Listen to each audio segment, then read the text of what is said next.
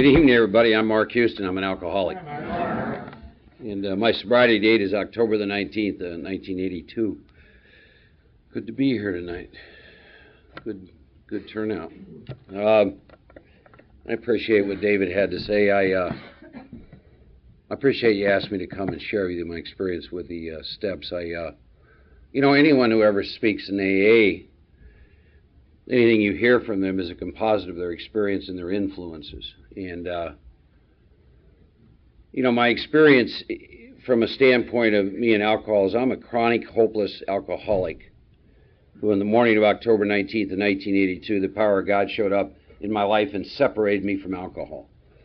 I don't have an experience of coming in and out of AA, and I don't have an experience of wanting to quit long before I quit. I don't even know if I wanted to quit that morning.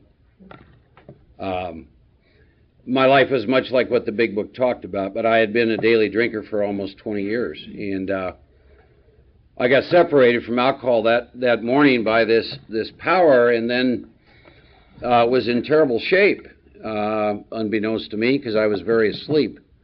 And I was 2 or 3 years, my first 2 or 3 years in AA were virtually a blackout from the damage I'd done to myself. I weighed about 260. I had brain damage, kidney damage, liver damage, everything I owned you stick in a duffel bag. And so that's the place I came from. And around 3 years in this program, and this is back to the influences that I've had, I met a man who was armed with this solution, who described what he used to be, and he's no longer that way. And he was kind enough at 3 years to pull me aside and ask me a question. He said, "Why do you think you're an alcoholic?" And I started telling him some stuff, and he said, "No, that has nothing to do with why you're an alcoholic." I wanted to tell him about all the things I did once I drank. He said, "That has nothing to do with it. You go to jail." And he said, "Well, Mark, there's a lot of people that drink and never go to jail. That, they're still alcoholics. That has nothing to do with it. And, well, I did this, and finally I looked at him. I said, "Well, maybe I don't know why I'm an alcoholic.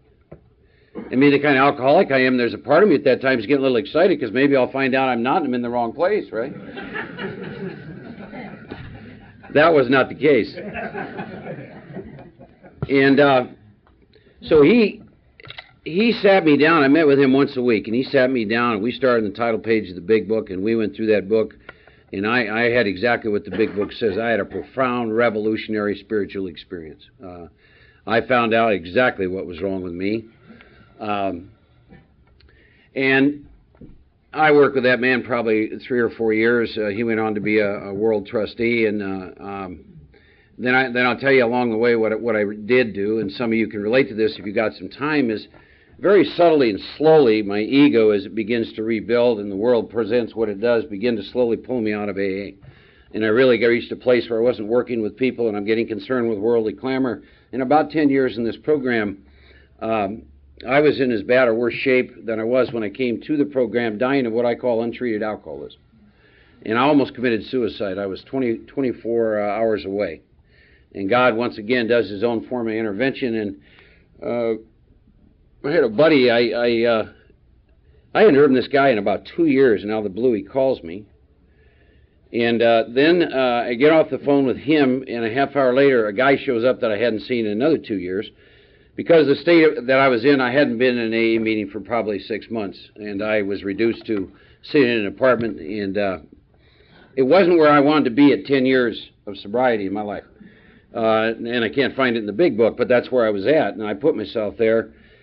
And then about 3 hours later, the same guy on the phone shows up in person, and he had sent a guy over, because he must have picked up on the phone that I was pretty clear about I was checking out of here, and he knew me we had been pals for a long time. He knew my background, and this guy would not leave. He would not leave me alone. And 3.5, 4 hours go by, and then the first guy shows up, packs my bag, sticks me in a plane, and the next thing I know, I wake up in Houston, Texas, in a nut house at 10 years sober. And in that nut house, I really got into the Big Book, and this time I really saw what I hadn't been doing. I saw that I never made the spiritual way of life on a daily basis part of my deal. Now, there were some other things that happened I didn't know about. There's a phenomenon called reconstruction of the ego. One of the contributors to AA, Dr. Harry Tiebold, has talked a lot about that. I've had my own personal experience with it. I've worked with a lot of people that have had a lot of personal experience with it. The ego will come back, and that was a lot of what I experienced in that. But I hadn't been working with the disciplines of 10 and 11, and the more I got concerned with worldly clamor, then the less time I had to work with everybody, or anybody, shit, for that matter. And for the next 2 years, I worked and reworked the first 9 steps 4 times. And what that showed me is I had a lot of unwritten inventory, which means I had a lot of resentments, and I had a lot of fear, and I had a lot of unfinished amends, which means I'm violating my conscience on a daily basis. Because I'm not much different than you. Once you get sober, you start to remember what you put out into the universe. And what I can tell you since then, my life has really never been the same. My life took off from there. On a daily basis, I work with the strict spiritual disciplines of 10 and 11, and they're very strict, and I do exactly what they say, and it matters to me not whether anyone else does. You know, I start my day with pages 84 to 88. I have a daily meditation life. I meditate 2 times a day. Right now, my practice is 24 minutes. I do that every day, 7 days a week. And I do it because I like the effect produced by it. I do it because my big book says to do it. I do it because I didn't do it and went insane. So for those of you who got a little time and you're messing around a little with 10 and 11, you may learn a little here tonight. I don't know. But that was my experience. I work and rework the steps a minimum of 1 time a year. And again, I want to tell you why I do that. I do it for the effect produced by reworking the steps. And so what I want to share with you, I guess this month, is my experience with the steps and how I go back through that process. And I'm fixing to go back through the steps again. And keep in mind, when I talk about my going back through the steps and I'm talking about writing inventory, I'm not talking about old stuff. That's all been cleaned up. I'm talking about my current life today. Even working with the disciplines of 10 and 11, I still have this ego that still comes back, and so I still get to experience resentment, and I get to experience fear and selfishness and dishonesty and those kinds of things. So my inventories that I talk to you about are going to be, that's about current stuff. It's not old stuff. But what I do before, a couple other things. And again, this is where I come from. When I got sober, there was a group of us. You know, sometimes that'll happen. You sober up and you get a whole group of you and you start doing meetings and doing whatever. And there was about 25, 27 of us. Now, I'm a little over 18 years sober. That's not that long. But of that group, there's only 3 of us sober.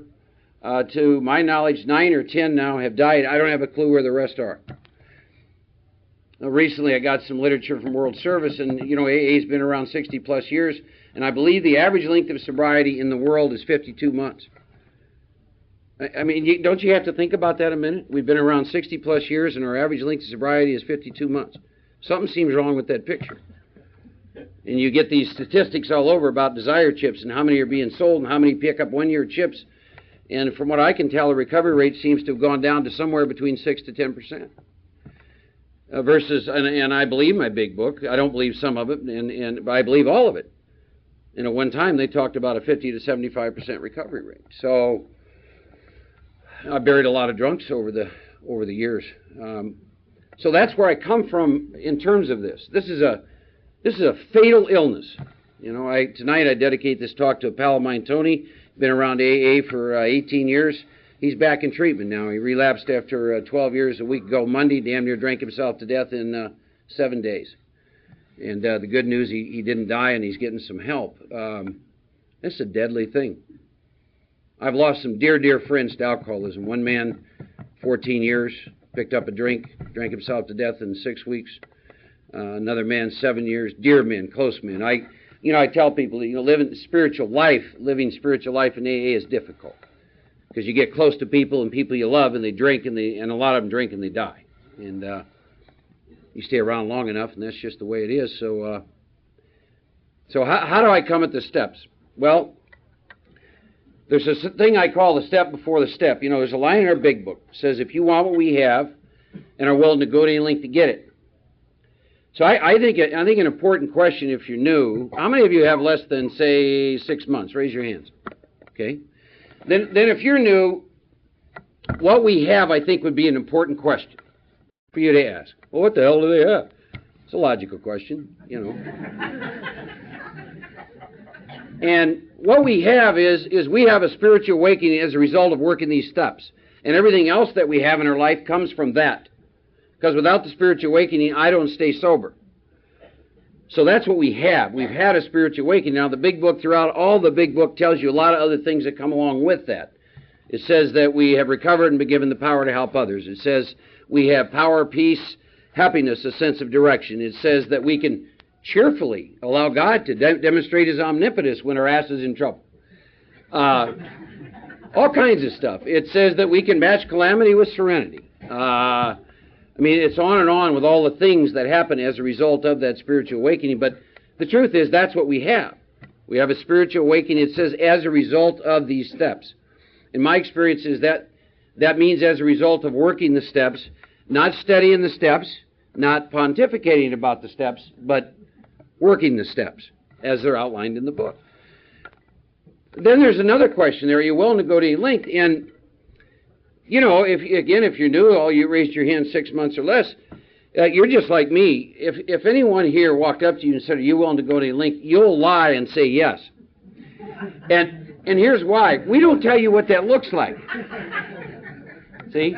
We don't explain to you what that is. So I'm going to explain to you what that is because, you know, when David... See, these are the kind of pals that God sends me, right? David today, I talked to him this evening. He was the most excited I've heard him in 2 months. You know why? He talks to a person today, and he gets a whole bunch of information about character assassination, slander going on about me, and he's happy. He's happy. He hears good shit, and he's sad. See? That's the kind of people I get. And then he tells me he's going to bring a whole bunch of pals. At the end of my talk, they're all going to stand up and holler bullshit. Now, this is a guy who likes me and loves me. What the hell do people in AA do who don't like you, right? God almighty. So let's go back to the question. Willing to go to any length? For all you, raised your hands. And so I ask myself this question every year before I go back to the work. Am I willing to do this? And really what it is I sit down and I take a look at these 12 steps on page 58. You know, we admit we're powerless over alcohol and our life's unmanageable. Am I willing to go through the pages in the big book where it talks about that, lay my experience alongside that, and once again, at 18 years sober, come to my truth about me in step 1? Am I willing to do that? You know, am I willing to spend the 33 pages looking at the body? What happens to me when I take a drink? The 20 pages looking at the obsession of the mind. The pages that do with the unmanageability of my life. At 18 years sober, not a long time ago. Am I willing to do that? Am I willing to lay my experience alongside that today? Take the time to do that. To have the experience, see? Because what I know about the steps are not about answers. The steps are about an experience. You have an experience with step 1. Second step, came to believe that a power greater than myself could restore me to sanity. I define sanity as truth and reality. I don't care how long you're sober. If you're like me, there's times that you're not experiencing truth and reality. Okay? There's times in sobriety I've been sound asleep dreaming I'm awake. And the reason I know that, all I have to do is look at some decisions and actions I took in my life. See? You don't have choice if you're asleep, dreaming you're awake. And I asked myself this thing about the second step. Am I willing to believe there's a power greater than myself who will take me past here? What do I mean by here? Every one of us this evening, right now at this time, has within them their life experience, all their knowledge about AA, their past, you name it. Is there more past here? Past this place I'm in, all these belief systems that I have? Are there greater dimensions of joy and wonder and love? Capacity to be of service? Am I willing to be open to that? Am I willing to have an open mind? Lay aside everything I think I know about God and about the steps. Shit, I don't know. That's a tall order. You know? That's part of the second step. And there's another part to the second step. Do I want to do this again at 18 years? And that is, do I understand that I'm faced with a self-imposed crisis? Self-imposed crisis. Self-imposed. It doesn't come from out there. It's self-imposed. And that is lack of power. See, on my own power, I can't go past here. On my own power, I can't get rid of the belief systems that drive and dominate my life, that separate me from you, that still produce fear, resentment. I can't, on my own power. So am I willing in the second step to choose that God is everything in my life? Everything. Am I willing to do that? See, that's another tall order. Choosing God is going to be everything in your life. Am I willing to once again accept the fact that means that God will be everything? Who's in my life is no longer any of my business. You know, I have to laugh sometimes about people asking, they'll say to me, well, why did you move to Dallas? I don't know what you all did when you did your third step decision, but my decision was I offer my life to thee to build with me and you do with me as you want. Where I live and what I do is no longer my business, hasn't been for many years. Once in a while, I still think it is. I got moved to Dallas. I didn't make a conscious choice. I think I'll move from here to here. So am I willing to look at that again? And the second step over and over says, Mark, are you willing to seek, seek, seek? Am I willing to do that? Am I willing to commit seeking through the rest of the steps? Third step. Am I willing to once again make that decision? Am I willing to meet the requirement that any life based on self-will, drunk or sober, cannot or will not work? Period. Am I willing to do that at 18 years without a drink? Am I willing to do that today? And then the book gets into really what's the problem. Tonight I'm going to talk about step one, but my experience is, see, this is what the big book does. They wait till about somewhere around page 62 and 63 and tell you what's wrong with you, and it ain't alcohol. See? You walk around all the time in AA, if you knew, confused because nothing makes any sense. See? But they wait till they get on that page and they say, selfishness is your problem. And as a matter of fact, if you don't get rid of it, your ass is going to die. What? Yeah, if you don't get rid of this selfishness, you're going to die an alcoholic death because it'll drive you to drink. Damn, I thought my problem was alcohol. I thought that vodka that almost killed me. You get this far along, and am I willing to die the death of selfishness again? At that point, the book says, with God's help, Mark, you can be entirely rid of self. Am I willing to do that? Jesus, that's a tall order again. Am I willing to make that decision again about this relationship with this power? Power is going to direct my life, and I'm the actor and principal and agent, father, child, employer, employee. Do that incredible prayer, which is what? I'm going to offer myself to this power to do with me as he wants. Think about the implications of those words. Do with me as... You don't think they meant do with me as you want, do you? Yeah, that's my experience, is do with me as you want, You guys are any different from me. Some night you're home, the last thing you want to do is a meeting. Next thing you know, you're driving down to a meeting. You had no choice in that decision. Do with me as you want. Go here, work with this person, Jesus. And inventory. I got to write 3 inventories again. Resentment inventory, 4-column, fear inventory, sex inventory. Jesus, I'm tired of writing inventory. I don't know. I don't know if I want to do that. And then I got to take all this stuff, and of course, those of you who got time can relate to this. Of course, if you're like me, at some point in time, you get this idea because you're a long time sober. All of a sudden, these defects are supposed to drift away, and you're supposed to become. I told a friend of mine one time, I somehow got the idea I'd be a spiritual mystic, and all I got was spiritual hemorrhoids out of that deal. And so am I willing to do this again? Am I willing to bear my ass, if you will? And a 5th step is, well, I don't know. I didn't like the one I did last time. Guy hurt my feelings. No respect, just nothing, and I don't know, am I willing to do that? And then the 6th step, you got to look at all these defects that run rampant in your life because of this selfishness, because you're consumed with yourself. So your life is ran by defects. You go through, and you're willing to identify all those. And then one of the most insane questions only this group of people would ask, do I want God to remove them? See, we ask that question. There's some questions in that big book that normal people, if you ran them by them, they would, the eyes and the mouth drops. Because I like to do that with normal people sometimes. I'll kind of give them a little... My mother used to be my best subject for this, but she just say, God, did I drop you in your head? Because, you get to the 6th step, you've written this inventory, you've done a 5th step, and you got all these defects, right? Do I want to now? Let go of them. And we sit with that. Well, I'm not sure. Maybe I'll hang on to a few. We just ask. I told a friend the other day, I looked at my experience. Most of us are above average intelligence with minimal common sense. See? As evidenced by the questions the big book asks us to consider, right? And then the seventh step, once again, I'm going to turn to this power. I'm 18 years sober. I want to go to God in clean white robes, and I can't. I got egg all over my face. And the seventh step, take all of me good and bad. I don't know if I want to do that shit or not.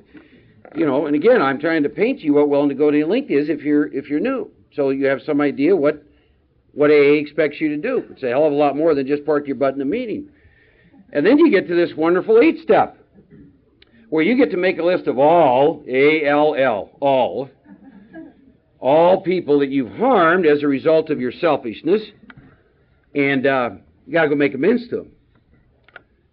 What do they mean by all? Well, let's see. Money, got to pay all the money back. Got to be honest with the IRS. Got to pay all the credit cards, mom and dad, for all the money they gave you when you were drinking. You lied to them about all the shit you needed, and your aunts and uncles and cousins, and Jesus, that's a bit much, don't you think? I just don't want to drink. Yeah, I know that, but you're going to drink if you don't do I want to do that? Jesus, I don't know. Then the 9th step, I got to go do them. See, I got to go do them. I got to call people up. 18 years sober, I got to call these people up. I said, well, I need to set an appointment with you to make amends. Sit across, and last year I had about 5 of these, sitting across from people, some of them long-term sober, and the amends was, hell, 2 of these people I didn't even know them, and I'd heard a bunch of shit, which is one of the ways you get rid of defects is you get to practice them and then go make amends behind them. Never occurred to me to find out if any of this shit was true, and I go passing that shit on. So I sit down with these 2 guys and say, well, I'm making amends to you because what I did was assassinate the shit out of your character. And I'll tell you what, I learned a lesson. One of them had me do to clean it up. Said, I would like you to go to all the people that you told and tell them that was horse shit. That'll cure your ass of gossip. Because I come from the school, I won't stay sober unless I do it. This is what he told me to do. So I did that. 17 more people I have to approach that I could remember. Do I want to do this again this year? I'm not sure. Sometimes gossip is fun, shit.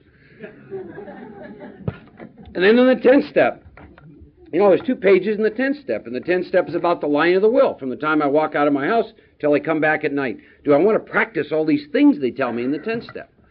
Do I want to grow in understanding of effectiveness? Do I want to go through my day? Do I want to watch?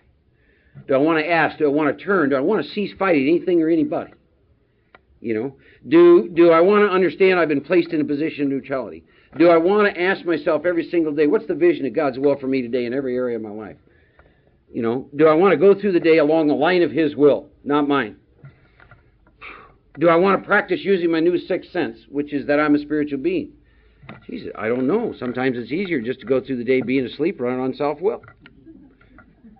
I don't know if I want to do that again, And then the 11th step, upon awakening, I'm going to say all these prayers. And then my book is very clear to me that I then have to sit in the silence in meditation. By the way, my book doesn't say it's an option. I don't know.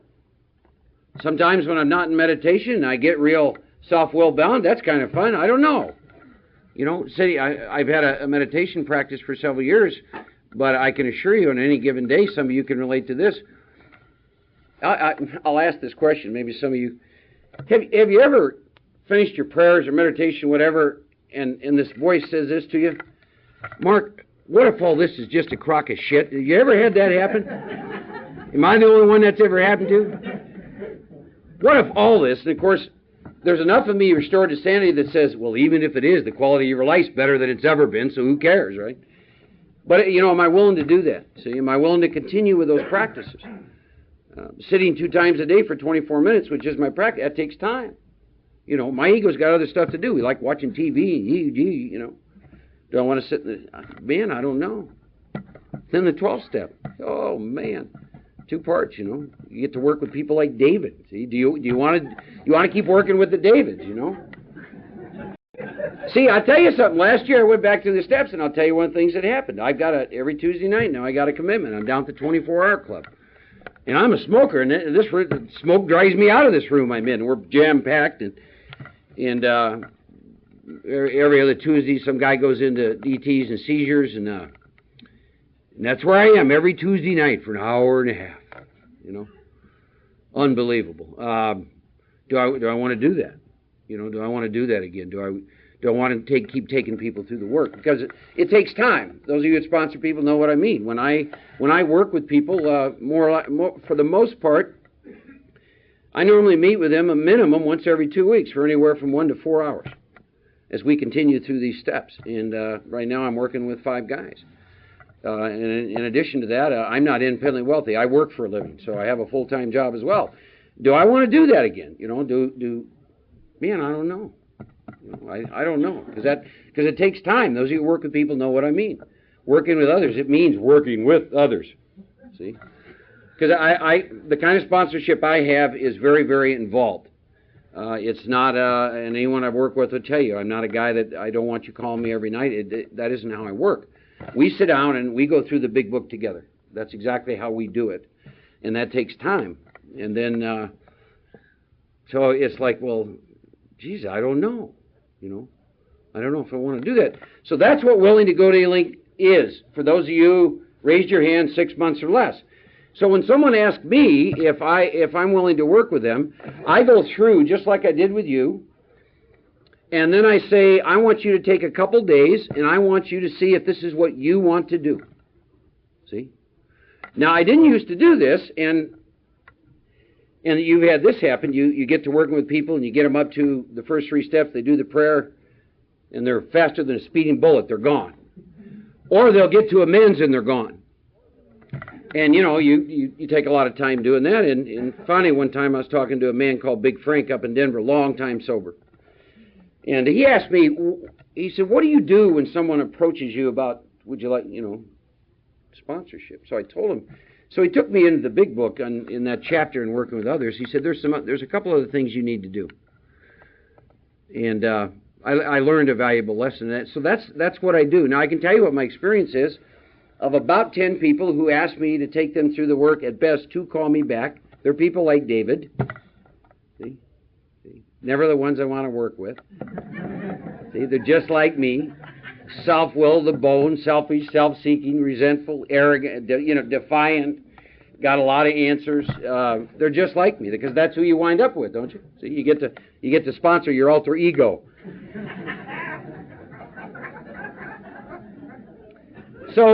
So that's what I do, and I let them sit with that. Do you want to do this? And I trust me, a lot of people don't. Because the deal is, see, if we want to get sober, based on my experience, what this book says, that's what I've got to be willing to do. And I don't want someone to waste my time, and I'm not going to waste theirs if they're unwilling to do that. So then the next step is, of course, they call back and say, yes, I want to go through the big book, through the steps. Okay. So then we sit down, and we begin with the title page of the big book. And I begin with the title page because that's what was done with me. If you think about this, you will transmit what you have. You cannot transmit what you do not have. So when I work with others, I transmit to them how I was worked with. And the way I was worked with, we started in the title page, where the man, when I was in this program 3 years, took the title page and explained the circle and triangle, and I realized I wasn't in AA.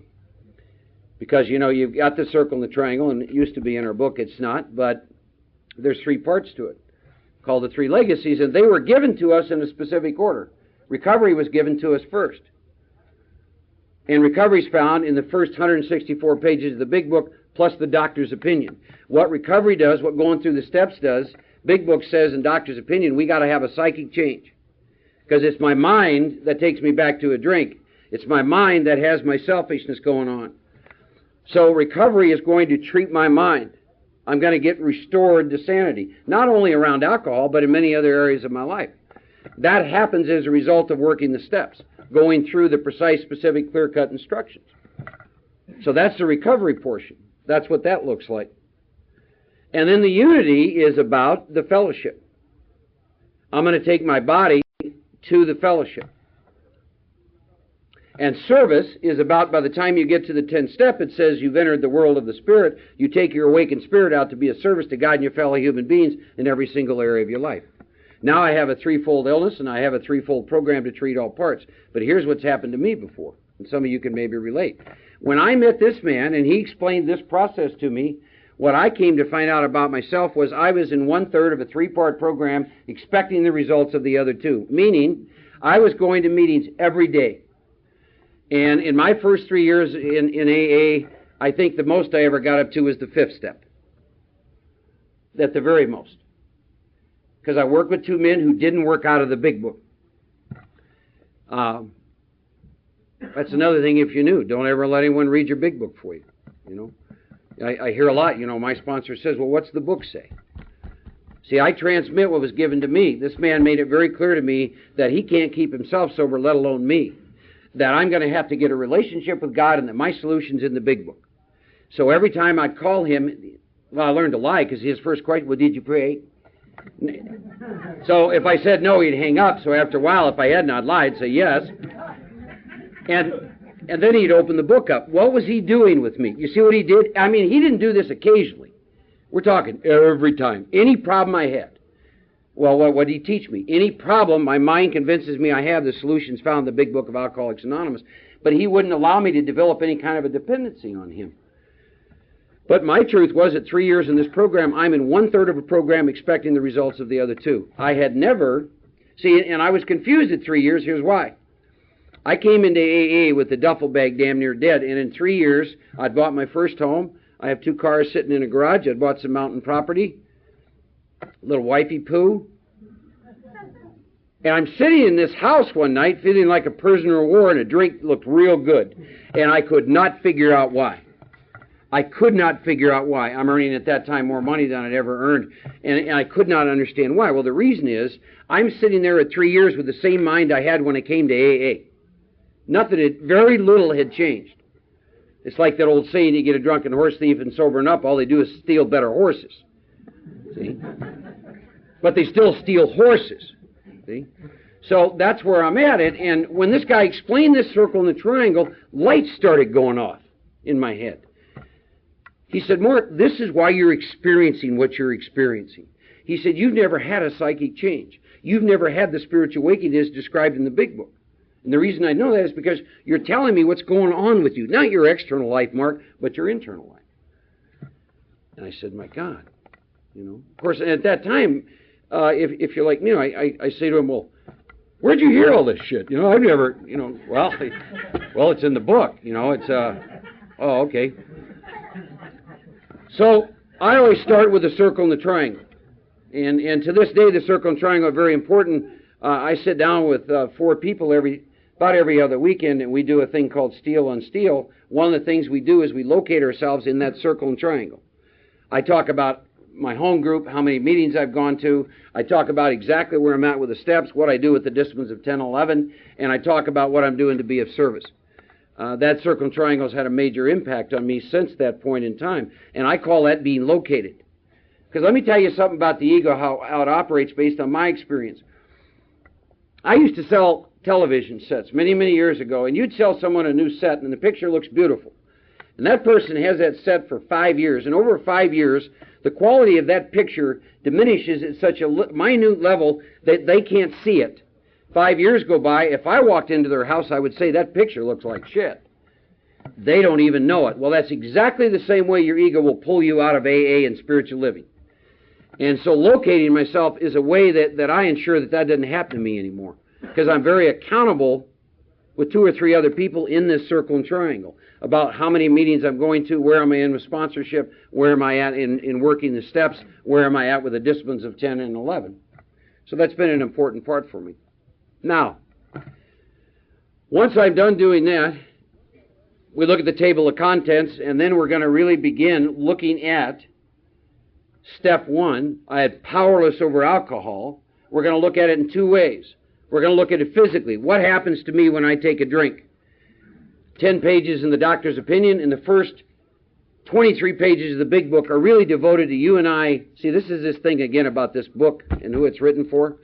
There are 33 pages designed for you and I to lay our experience alongside and answer one question. Mark, when you took a drink, did you lose control? 33 pages to answer that. That's what the first 33 pages are about, the doctor's opinion, to answer one little question. Based on your experience, when you took a drink, did you lose control? And so I'm going to go back into my experience, and I'm going to look at that, because that becomes the issue. See, the issue is control. When I took a drink, I took my first drink when I was 16, my last drink when I was 36, and I go back and I remember. Remember the time I get on a plane in Anchorage, Alaska, and I got 3 days to get to Iowa to a funeral. 6 days later, I wake up in St. Louis, Missouri. I remember the time I'm living with a gal. I go to the grocery store to get milk. 8 days later, I come out of a blackout in Jackson Hole, Wyoming, 800 miles away. I don't have a clue how I get there.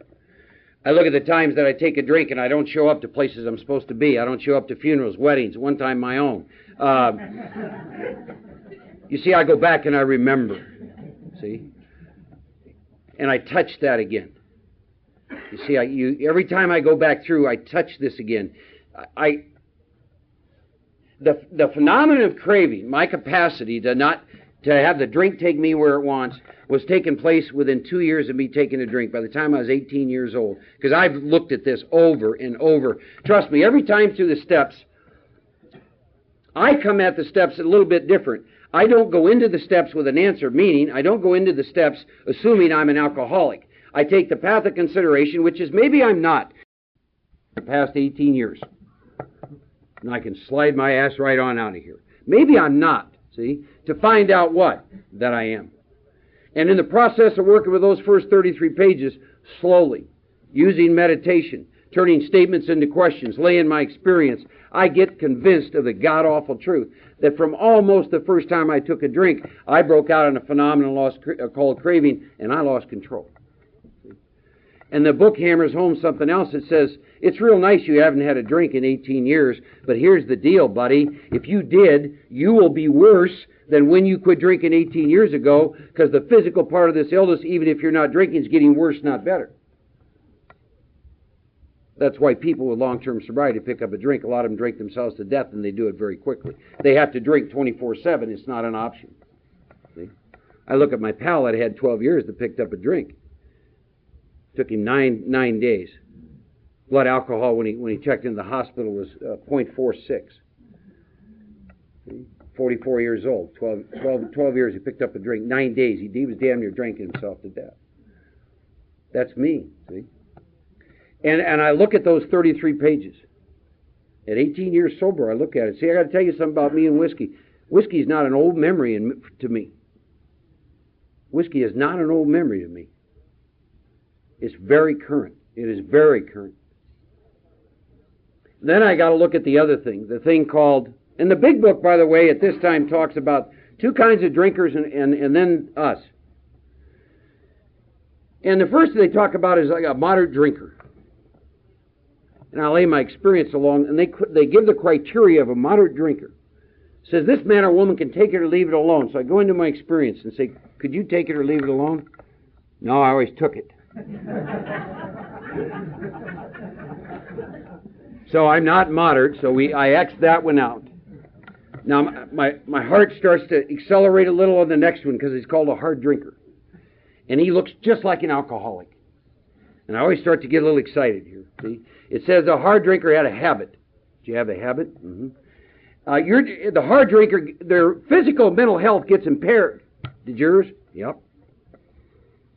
And then it goes, and it said, matter of fact, to the hard drinker, they may even die a few years before their time. Yeah, that could have happened to me. Yeah. And then there's this one little sentence. But it said, here's the deal with a hard drinker. If you give them a sufficient reason, and they list 4 in there, and you could add to it, here's what those SOBs do. They stop, they stay stopped, or moderate. So I say to myself, self, did you have sufficient reason? Yeah, about 900 of them. Were you able to stop? Yes, many times. Could you stay stopped? Nope. Could you control? Nope. X, I'm not the hard drinker. So what am I left with? The real alcoholic. I'm left with being a real alcoholic based on my experience. 18 years sober, touching this thing again. Touching what in God's name would happen to me if I took a drink. See? And the whole issue at this point in time for the real alcoholic, ladies and gentlemen, has never had anything to do with how much you drink and how often you drink. The issue is control. Plain and simple. Because the book goes on to say that a lot of us will come to AA, we never even looked like hard drinkers, but the issue is control. And then I'm faced with the god-awful truth. And then on pages 23 to 43, I look at this thing called an obsession of the mind. I was in AA for 3 years, and until I worked with this man, I did not understand what it meant to be mentally powerless over alcohol. See, if you're new, you hear a lot of talk about drinking, and I don't know why, but somehow being mentally powerless to me had something to do with drinking. What I never understood for the longest time is mentally powerless happens to all of us in the state we're in tonight, which is hopefully we're all sober. And pages 23 to 43 make me go back and look at something. They make me go back and look at when I have no alcohol in my body, do I have a mind that takes me back to a drink whether I want to or not? Well, I don't know. So you go into your experience, and they tell me some stuff in there about, back to the requirement to be a member of AA is that I have a desire to quit drinking, right? Well, my book says, at some point in time, you reach a point where the most powerful desire to stop is of no available. Now, ain't that a bitch? The only requirement to be a member has nothing to do with keeping me sober. Now, I'll give you something to think about. This will lamp you up a little. The only time I ever had a desire to quit drinking was when I was drinking. I haven't had that since I got sober. So I don't belong in AA anymore because I don't have a desire to quit drinking because I ain't drinking. Isn't that your experience? When I'm drinking, I have a desire to quit.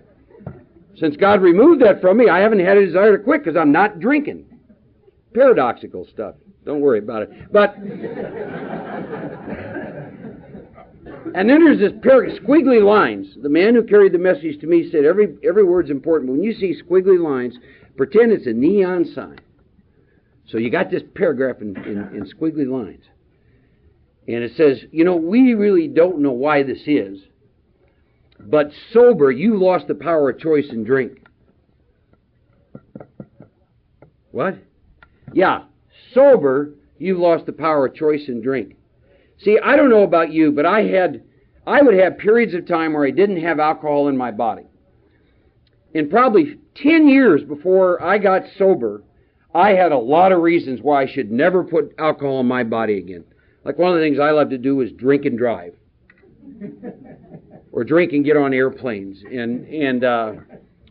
Or drink and not show up to work. Or drink and take all the rent money. And I did that kind of stuff. And that was going on probably 10 plus years. And then I'd have periods of time where I wouldn't have alcohol in my body. And I somehow had the insane idea I was involved in the choice about picking up a drink again. See? If you go into your experience and your experience is like mine, if you suffered a lot of the consequences that come from a lot of drinking, and then if you get alcohol out of your system for 3 to 5 days, that's about all it takes. If your mind took you back to alcohol, if you're like me, I want you to consider you have no say in that. For the longest time, I actually thought I had a say in I would be separated from alcohol maybe 10 days. Like there was one wife, she left. Okay, I'm going to sober. Well, actually, what she said was, if you don't get sober, I'm leaving. Well, we'll take a look. Okay, firm resolution. No, I'll never. 9 days, I'm going to make a trip to Aspen, Colorado.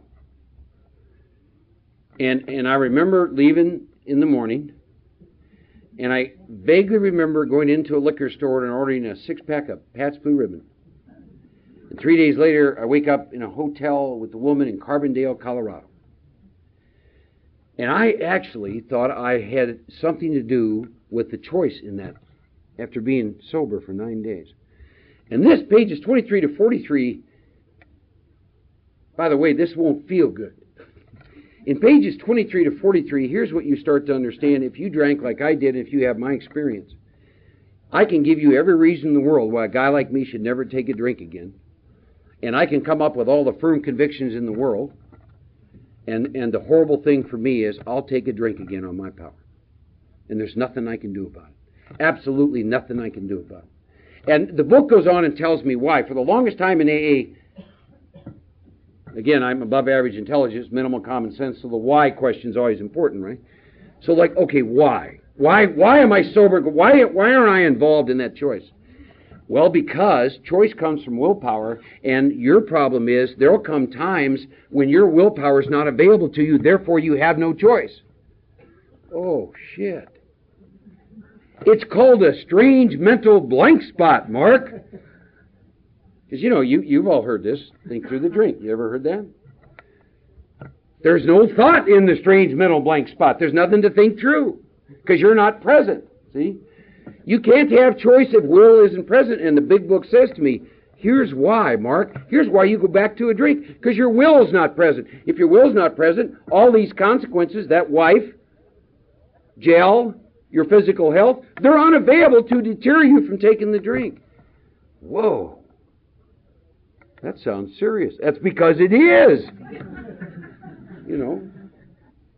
I sponsored two or three men that were looking at a long time in the penitentiary that picked up a drink again. Wouldn't do this work and picked up a drink again. They somehow thought they were involved with choice. And those 20 pages, always, every time, will damn near move you to tears. And the reason they damn near move me to tears every time is this. There's only one reason a guy like me is standing up here sober and not having I had a drink of alcohol in a little over 18 years. And it ain't got shit to do with me. It's got a lot to do with this loving God. You see? You know, you hear sometimes, you know, all the cute phrases we hear in AA. If I've had a spiritual awakening, I have the power to do these things. If you're new, you don't. Here's what I mean. Don't put the plug in the jug. If you're new, you're like me. You'll pull it out. You can't put it in. If you've had a spiritual awakening, you got the power to not put the plug in the jug. Right? Just don't drink and go to meetings even if your asphalt is off. If you've got a spiritual awakening, you can do that. If you're new, you can't. You follow me? That was my experience. See, all those cute one-liners that I kept hearing in AA, which didn't work for me because I had never done the steps, they won't work for new people. See, because they don't have power. Because they haven't had a psychic change. They're sitting there with the same mind. Which is why, by the way, you will not hear those words come from me. I can't reconcile them with my book, and they're not in the book. And they apply to people that have power. Imagine telling some guy, like some of the guys I get to sponsor, just don't drink no matter what.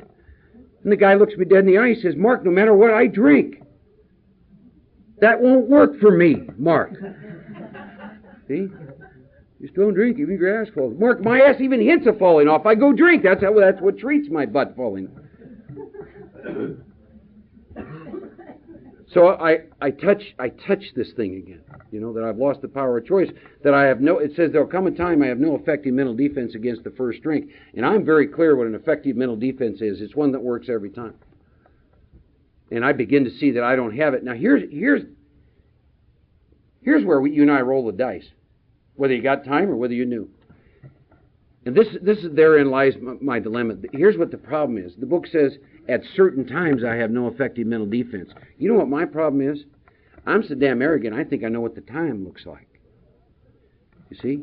See, because there's a lot of times, since I've been sober, and any of you have been sober, you've had this happen. You know, you go in the grocery store, you're kind of asleep, and you wake up and you're surrounded by the alcohol aisle. You're trapped. Everywhere you spin and turn. Right? And your head says, like mine, it'd be nice to buy about 50 gallons of this shit, right?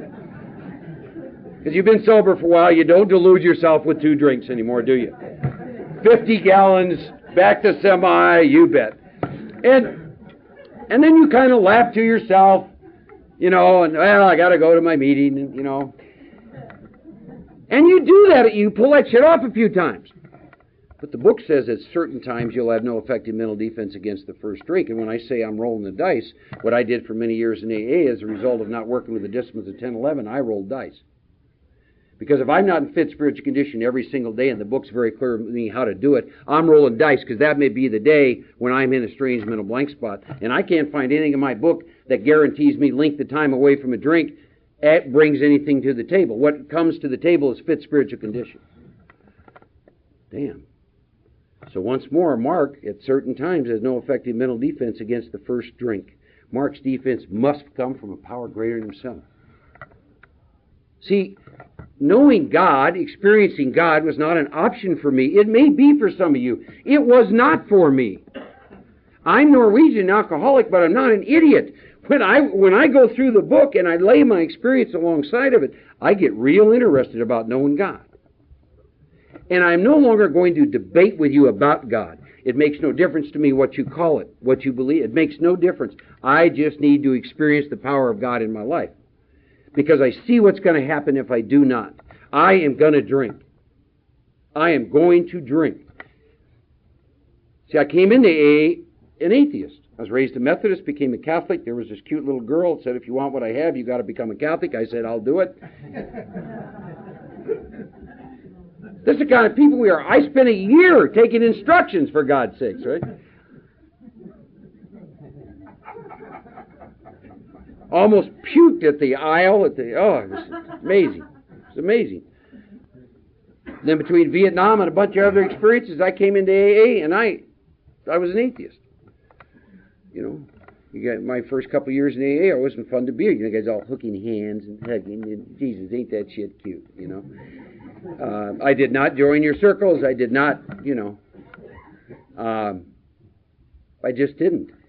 But then I started to wake up, and, you know, you start to wake up a little bit and those kinds of things, and this man took me through. But I had to have an experience with God, and I want to stress the word experience. See, I'm not in AA because I believed alcohol would work for me. I drank that shit for 20 years, and I love the effect produced by alcohol. And what I knew is, once I saw the first half of the first step, and I saw this was me, I knew that believing in God had nothing to do with what was going to happen to me. I knew I needed to experience the power of God in my life. And that had nothing to do with belief. Nothing to do with belief. And I got open-minded. Step one will get you very open-minded, right? If you've been sober for a while and suffering from untreated alcoholism, that'll get you open-minded too. Just being dry, coming to your meetings, sharing, little happy, joyous, and free, a little sunbeam for Jesus, right? The ego's got you trapped in this deal, see? You've been sober for a while, you're supposed to be happy, joyous, and free all the time, you know. I tell this people, I've always shared my human condition. I don't run around Alcoholics Anonymous telling you at 18 years that my life is perfect all the time. It's not. Sometimes I'm in stark terror. Why? Because that's the human condition. You know. Sometimes some of these elders, I chat to them and I say to them, I don't even think you have to go to the bathroom anymore. You're so evolved. You know, see, they come to meetings and all you hear is in my experiences, that's just not reality, you know.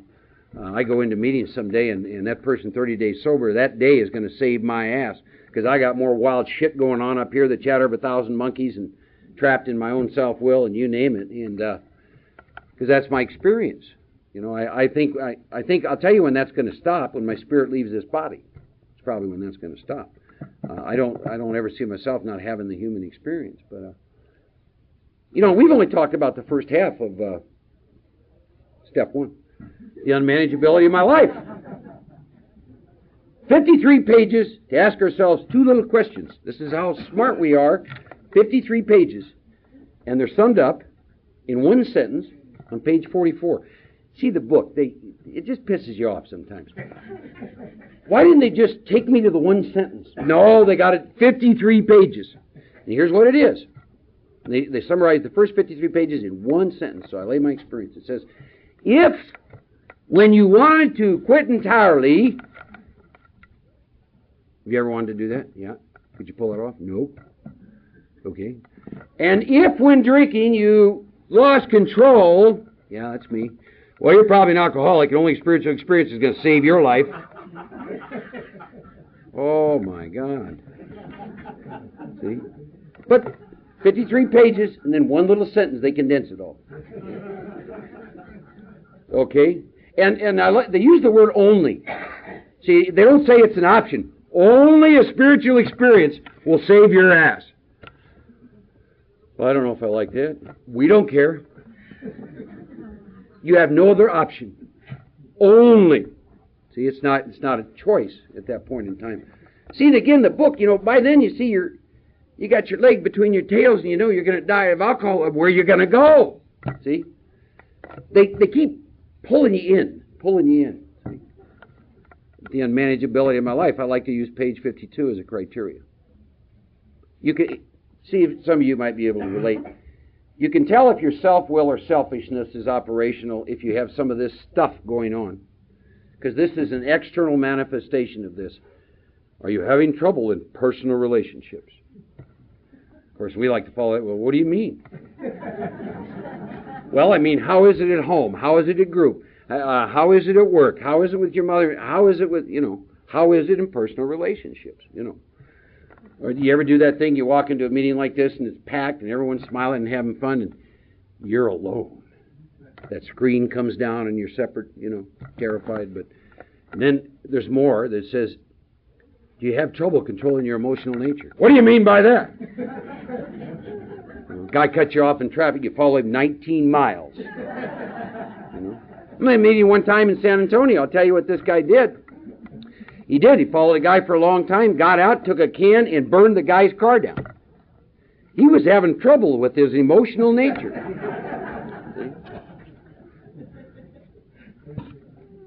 And he goes on to say that, are you a prey to misery and depression? What do you mean? Are you satisfied with your life today? Are you full of fear? Do you feel useless? Are you unhappy?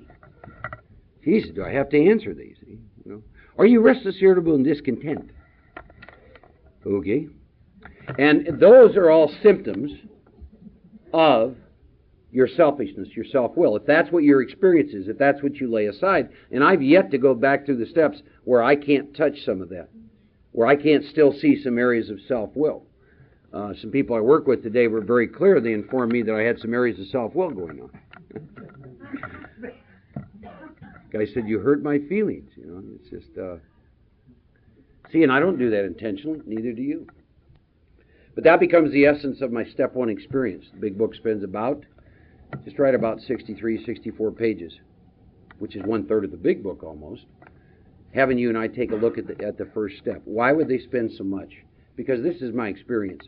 If you don't touch what's wrong with you, if you don't touch this deadly illness, if you don't touch your need for power, you won't do 2 through 12. You won't do what this program asks you. You absolutely will not. Why? Because 2 through 12 are acts against the will. And we're self-will run riot. It is my first step experience that becomes the foundation of the spiritual arts through which I walk a free man and a free woman. It is my first step experience that still has me showing up at places like the 24-hour club and here and sponsoring people and going back through the steps and making amends. It is always my first step. I am very, very current with me and a glass of alcohol. That is the foundation. See, the men and women in this program who I admire, who have some things that I want, who are a long time sober, continually do the same thing that I'm talking about. They resubmit a minimum once a year to these first 9 steps. They're very current with their first step experience. They never get taken away from their first step experience. The end result is all of them have home groups, all of them go to meetings, all of them do stuff like this, all of them sponsor people, all of them work with the disciplines of 10 and 11. My experience is if you get moved away from your first step experience, worldly clamor will pull you right out of here. Which is probably why our book spends 1/3 of its time devoted to you and I asking ourselves, is this me? Am I a real alcoholic? Has that been my experience? Next week, we'll move forward. Thank you all.